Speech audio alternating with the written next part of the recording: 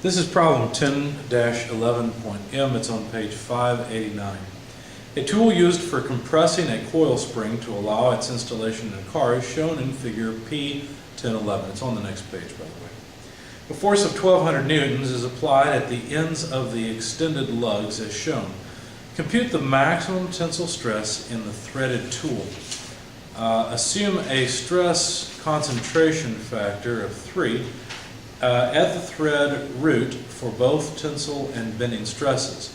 Then, using a design factor of 2 based on yield strength, specify a suitable material for the rod.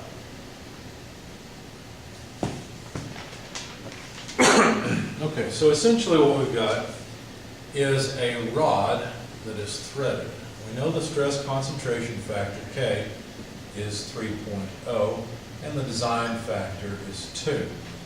Now, effectively, there's some arms on this thing, and the arms have a load of 1,200 newtons on each side. Effectively, what that does is cause a 1,200 newton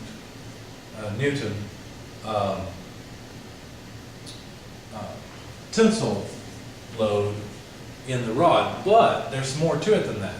Since the load is offset, it's also causing a bending moment. So there's the direct load, but there's also a moment load, and I'm going to model that as just a point load. For one point load here, and the other point load over here. These are both just point moment loads. Okay, so there are the two moment loads applied to this rod, and the magnitude of the moment is pretty simple. It's just 1,200 newtons multiplied by the moment arm, and that height, if you look in the figure, is 0.044 meters, or it's 44 millimeters. So the magnitude of both these moments is 52.8 newton meters, and it's the combination of the moment loads and the loads out at the end, the axial loads, that in combination load this threaded rod. Now, if you think about it, you realize that if we're bending this thing like this, it's like bending a beam, and so there's going to be compression at the top, but there's going to be tension at the bottom. And so if we were to consider what's going on at the bottom, we would need to look at a stress element, something like this. And we're not as worried about exactly how it's oriented. Essentially, there would be stress due to the direct load of the 1,200 newtons, plus there would be stress due to the bending load because of the moment that's applied, right? Now notice the moment is constant through this section and is the 52.8 newton meters. Because it's bending this way, it's basically stretching the bottom here. And so that plus the effect of this applied load would give us the total stress. So let's calculate the total normal stress as the bending stress plus the stress due to the direct load. So that would be MC over I for the bending stress plus force over area for the direct normal stress. Now let's go off and compute some properties here because we're going to need them. We're going to need the area and we will need the moment of inertia. The moment of inertia, what are we talking about? We're talking about the inertia of this rod, and so we need to know its cross-section. Well, its cross-section is just a circle. Okay, and so if we want to find the area moment of inertia for a circle, well, then that's just pi d to the 4th over 64, according to the first page in your appendix. Now, the diameter of the rod, we have to be a little bit careful here because they told us the root diameter, at least they give that in the figure. So basically we're going to neglect the threads and go for the root diameter. Why? Well, if you were to look at the threaded rod, why would you bother worrying about the threads and the strength that they add, right? Basically all they're really doing is adding stress concentration. We're not interested in the outer diameter, it's the inner diameter that is the solid rod. And so that's the diameter we're going to use in this equation. Now the diameter that they gave was 13.2 millimeters, so that's 0.0132 meters, has to be raised to the 4th, divided by 64. So this comes out to 1.490272 times 10 to the negative 9th meters to the 4th. Okay, so there's the area moment of inertia. Okay. The other thing we need is the cross-sectional area, which is just going to be a pi d squared over 4, or pi r squared essentially. I won't go through and plug in the numbers again. I'll just show you what I've got. For the area, it was 1.36848 square meters of area. So now we have the area and the area moment of inertia, and we want to plug in and find out the stress. So let's see, 52.8 Newton meters. That's the moment, M. C is going to be half of the diameter. This is going to be the distance from the neutral axis to the outer fiber, so that's going to be 0.0132 meters over 2. So that takes care of MC. We've just got I, 1.490272 times 10 to the negative 9th meters to the 4th. That takes care of the first term. Then we have to add 1,200 newtons divided by the area of 1.36848. And that's not right. It can't be that many meters squared.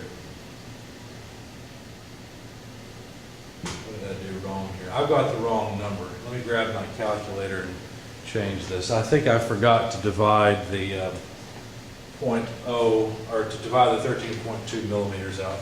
Let me try that again. So let's see.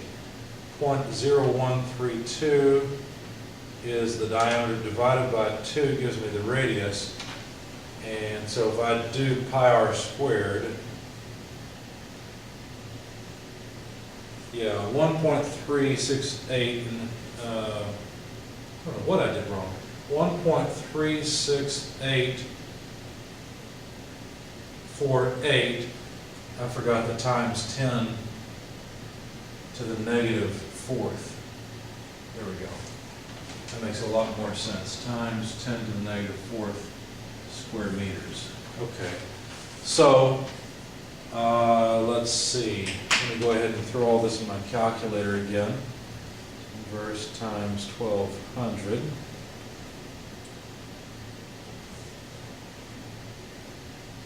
Yeah, that makes sense. Okay, plus 52.8 times 0.0132 divided by 2, and then divided by 1.490272 e negative 9. There we go. Okay, so the resulting total stress that I got this time is, let's see, 242.6 megapascals, and I'll have to update my solution. Okay, so there's the total normal stress, at least on the side of the rod that's being tensioned. Now, we're not quite done yet, right? Because the other thing we have to do is multiply this by 3. Why? Because there's a stress concentration factor. So we need a material that can take 3 times that stress. In fact, we'll even upgrade it farther. So the max stress would be 3 times this. So let me grab my calculator. Times 3. There we go.